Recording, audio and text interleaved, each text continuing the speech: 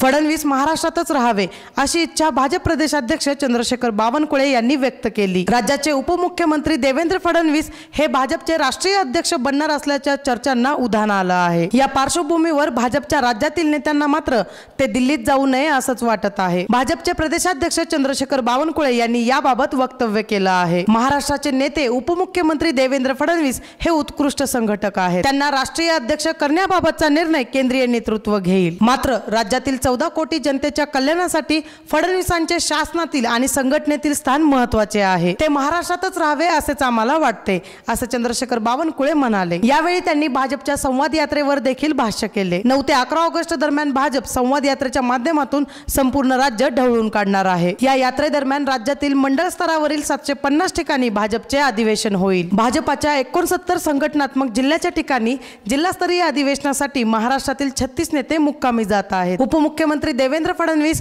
हे नागपूर महानगर, नागपूर ग्रामीण व अमरावती येथे जाणार आहेत, तर मी स्वतः वर्धा व भंडारा येथे अधिवेशनात सहभागी होणार आहे। या माध्यमातून राज्यातील महायुती सरकार आणि केंद्रातील मोदी सरकार यांच्या योजनांची माहिती आम्ही समाजातील शेवटच्या माणसांपर्यंत पोहोचवण्यावर भर देणार आहोत, असंही बावनकुळे यांनी सांगितले। नागपूर जिल्ह्याचे पालकमंत्री देवेंद्र फडणवीस यांनी डीपीसी मधून विकास कामांसाठी निधी दिला। काँग्रेसच्या लोकप्रतिनिधींनी या निधीचा वापर राजकीय कारणांसाठी व पक्षाचे मेळावे घेण्यासाठी केला होता। आरोग्य आणि महिला बाल कल्याण विभागाचे मेळावे पक्षासाठी घेण्यात आले। जनतेचा पैसा खर्च केला असा आरोप बावनकुळे यांनी केला आहे। राज्यात जर महाविकास आघाडीचे सरकार आले तर लाडकी बहीण, शेतकऱ्यांना वीज मोफत यासह महायुती सरकारच्या आणि केंद्र सरकारच्या योजना बंद करतील, असा दावा बावनकुळे यांनी केला आहे। मुंबई आणि कोकणातून मत गेल्याने उद्धव ठाकरे चिंतेत आहेत। त्यातूनच त्यांनी पंतप्रधान मोदींविषयी खोटा प्रचार केला असा आरोप त्यांनी केला। महायुतीमध्ये कोणती जागा कोण लढणार हा निर्णय युतीमधील 3ही पक्षांचे नेते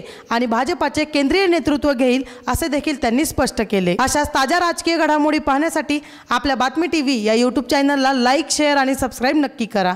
धन्यवाद।